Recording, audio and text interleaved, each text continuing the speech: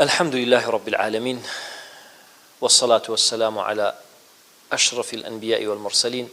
نبينا محمد وعلى آله وصحبه أجمعين. خوشكو برابر رزقانم بين رخوش ويستكان لخدمتنا لزنجير برنامج كناري آرامي لبابتي تازة بخدمتان شاد بينوا كأويش بريتيا لا تامزروبون بو بانغوازي بو لاي پروردگار بانغواز كردن الدعوة إلى الله چەند گەورەیە چەند شکۆمەندە. ئینسانی باوەڕدار بەڕاستی بەوە واز ناهێنێ کە تەنیا خۆی چاک بێ، ئەبێ هەوڵ با خەڵکیش چاک بکە. الصالح والمصلح، کەسێکی چاک و کەسێکی چاکە کار، خەڵک چاکەکە، دەعوەکە، بانگەوازەکە بۆ لای خوا. کێ لەوە چاکترە؟ ئەو کاتانی کە پێغەمبەر صلی الله عليه وسلم هەر چاکەکانی بۆ خۆی بوو، بۆ خۆی عیبادەتیە کرد، پێیانەوە الصادق الأمین، بەڕاستی ڕازگۆ بوو، بەڕاستی محەممەدیان و پیاوێکی ڕازگۆیە صلی الله عليه وسلم، و ئەمینە دەستپاکە، ئەمانەتەکانیان لای ئەو دانا، ئەمانەت پاراستنەوەندە گەورە بووە. پێغەمبەر صلی الله عليه وسلم ئاوا ئەو سیفەتە جوانانی هەبووە، کەس دژی نەبوو. ئەی کە بوو بە مصلح، بوو بە چاکەکار، بوو بەوەی کە دەعوە و بانگەواز بکە، زۆرێ لە خەڵک بوون بە دوژمنی، وتیان ئەجعل الآلهة إلها واحدة، دێت هەموو خواکانەکە بە یەک دانە، إن هذا لشيء عجاب، چۆن شتی وابێ و عەجایبە بەڕاستی جێی سەرسوڕمانە. بۆیە بانگەوازی کردن بۆ لای خوا زۆر گەورەیە، زۆر مهمە. ومن أحسن ممن دعا إلى الله وعمل صالحا، کێ لەوە چاکترە کە دەعوە بۆ لای پەروەردگاری بکە، خەڵک بام بکە بۆ لای ڕێگای خوای گەورە و باڵا دەست. رسلا مبشرین و منذرین، خۆی بشبهێنێ بە پێغەمبەران، لەبەری پێغەمبەران هاتوون مبەشیر بوون، مژدەدەر بوون، و منذیر بوون، ئاگادارکەرەوە بوون، لئلا يكون للناس على الله حجة بعد الرسل، تا خەڵکی تر هیچ حجە و بەڵگەیەکی نەمێنێ لە دوای پێغەمبەرایەتی کە پێغەمبەران ڕەوانە کراون، هیچ حجە و بەڵگەیەکی نەمێنێ. يا أيها الرسول يا أيها النبي إنا أرسلناك شاهدا ومبشرا ونذيرا وداعيا إلى الله بإذنه وسراجا منيرا. خواهي قرأ پیغمبری ناردو صلى الله عليه وسلم شاهد بسرمانه، مجدمانياته، آقادار ما نكاته، وداعيا إلى الله، بانقوازك أبو لاي خواهي قرأ معلمي خير وكو خويا فرمي، بعثت عالما ومتعلما، معلمة پیغمبر صلى الله عليه وسلم، عالمة فيرمانك خواهی گەورە فێری کردووە، ئەویش ئێمە فێرەکە، وی فەرمی وداعيا إلى الله بإذنه. ئەی محەممەد، تۆ بانگەوازکاری بۆ لای خوا بە ئیزنی خوا، وسراجا منيرا، و تۆ چرایەکی درەوشاوی بەڕاستی چرایەکی ئەدرەوشیتەوە. سبحان الله، چەند گەورەیە ئینسان بانگەواز بکە بۆ دینی خوا. لأن يهدي الله بك رجلا واحدا خير لك من حمر النعم، پیغمبر فرمی صلی الله علیه وسلم، اگر یەکێک لەسەر دەستی تۆ خوای گەورە هیدایەتی بە بەڕاستی باشترە بۆ تۆ لە هەموو شتری سووری عەرب. ئەوەندە گەورەیە. بۆیە خوای گەورە باڵا دەست لە قورئان وەصف و سەنای و کەسانەکە کە دەعوە بۆ دینی خواکەن بە نەوعێک کە وەکو باسمان کرد ئاەتەکە، ومن أحسن قولا ممن دعا إلى الله، کێ لەوە چاکترە کە دەعوە بۆ لای خوای گەورە باڵا دەست بکە وعمل صالحا، وكردوي چاك بكا وقال إنني من المسلمين، وبالله من لا مسلمان كانم. چەند گەورەیە بەڕاستی تۆ تامەزرۆیت بۆ دەعوە بۆ بانگەواز، ئەوە بخەیتە بەرچاوی خۆت کە پێغەمبەر فەرمێ صلی الله عليه وسلم من دعا إلى هدى كان له من الأجر مثل أجور من تبعه لا ينقص ذلك من أجورهم شيئا. هەر کەسێ دوعا خەڵک بام بکە بۆ هیدایەت بۆ ڕێگەی ڕاست، چەند کەس وەڵامی باتەوە بە گوێی بکە، هەموو ئەجری ئەوانیشی بۆ نووسێ بەبێمە لە ئەجری ئەوان کۆکاتەوە کەم کاتەوە. سبحان الله، تۆ قسەیەکی خێر بۆ چەند نەفەرێکەکەی، ئەو چەند نەفەرە دێن لەو قسە خێری تۆ، ئەوەی کە تۆ باست کردو بە قسە دەکەن و کاری پێ ئەەکەن مەدە الحەیات، هەتا لە ژیانان هەموو ئەوەی کە ئەو کاری پێەکە هەمووی چاکانی بۆ تۆ ژەنووسێتە ناو نامەی ئەعمالی تۆ، بەبێمە لە ئەجر و پاداشتی ئەوان کەم بکەیتەوە. کێ ئەمەی دەسەکەوێ بەڕاستی زۆر گەورەیە. بۆیە تامەزرۆبوونمان بۆ تامەزرۆیی بۆ دەعوە و بانگەوازی بۆ لای خوای گەورە و باڵا دەست بۆ ڕێی هیدایەت ئەبێ شەرت و شروتی خۆی هەبێ ئەبێ ئادابەکانی خۆی هەبێ ئەبێ تامەزرۆبی کە بەردەوام تۆ کەسێکی مصلح بی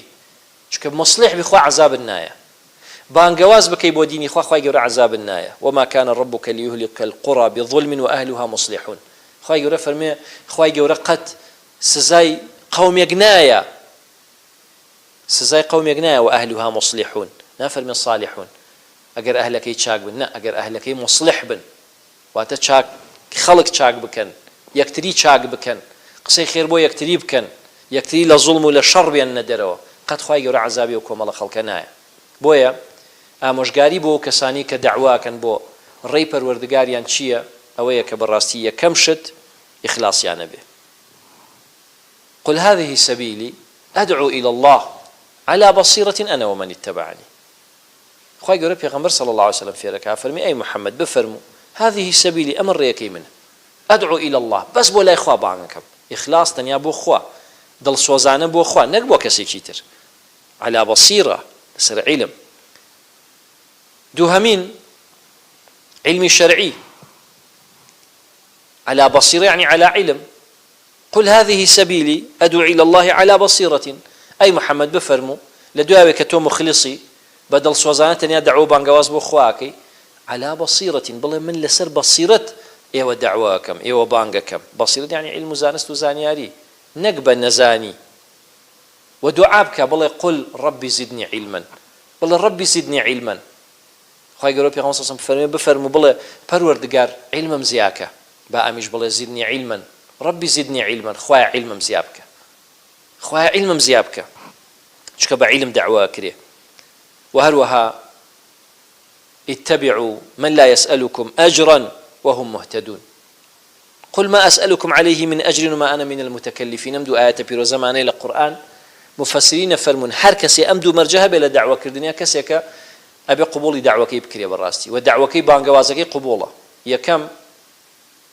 اتبعوا خواهي فرمي شنو كسبكون من لا يسألكم أجرا چکە باسی داوای پارەتان لێ ناکە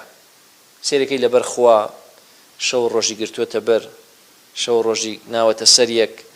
زۆر ماندووە زۆر ناڕەحەتە بەڵام داوای پارەش ناکە خەڵک مانکا بۆ دینی خوا مەبەستی ئەوەیە کە خەڵک بێنە سەر دینی خوا شارەزا من لە دینی خوا بەڵام یەک دیناریشانی وەرناگرێ وهروەها وهم مهتدون هیدایەتیشی وەرگرتووە لەسەر ڕێبازی ئەهلی سوننەیە ئەوەی کە بە خەڵگێڵی خۆی جێبەجێیەکە سبحان الله چەند گەورەیە یعنی هەر کەسی ئەو دوو مەرجەی تیا بێ بەڕاستی داوەکەی داوایەکی قبوڵە و داوەکەی داوایەکی مبارەکە و داوەکەی وایە کە بە ئیزنی خوای گەورە و باڵا دەست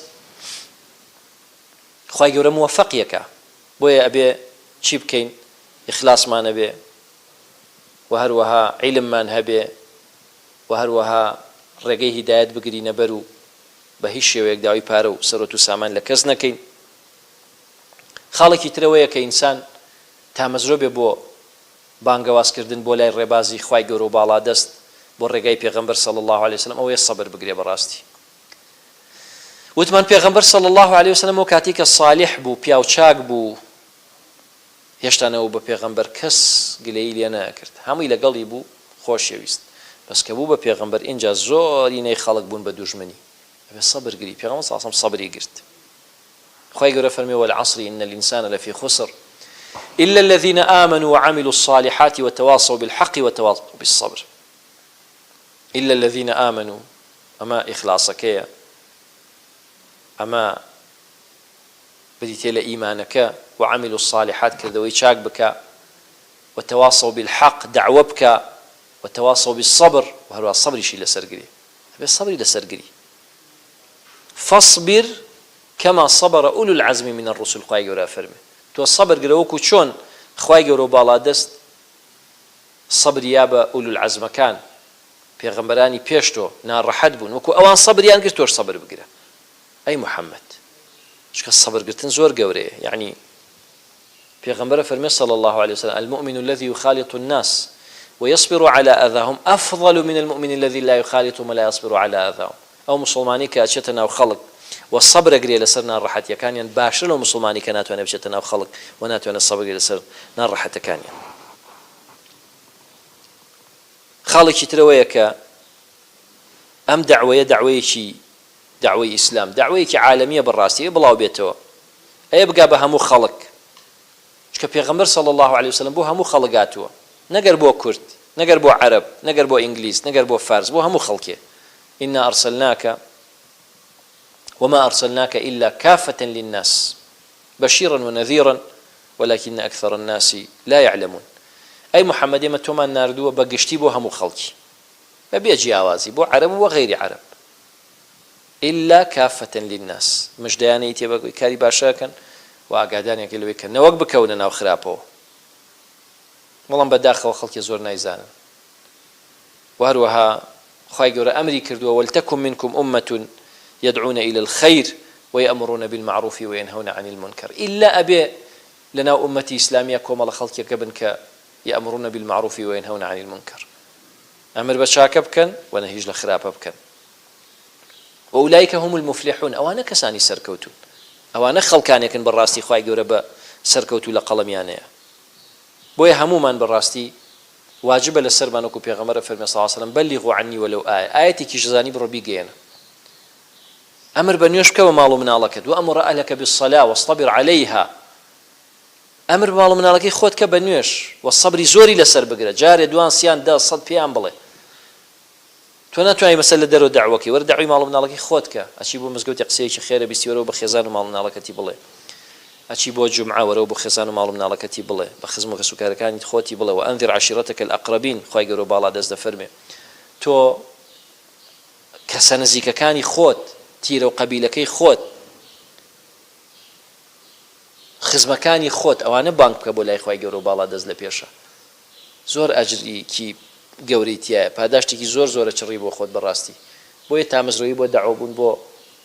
داواکردن و بانگەوازیکردن بۆ لای پەروەردگار بەڕاستی خێر و گەورەیەکی زۆر زۆری تایە سەدەقەیەکی نەبڕاوەیە سەدەقەیەکی جاریە ئینسان پەیامێکی ناردووە ئینسان عیلمێکی بڵاو کردووەتەوە ئینسان کتێبێکی نووسیوە ئینسان دەرسێکی فێری خەڵکیە گرتووە بەردەوام دوای مردنی ئەو کەسە کار بەم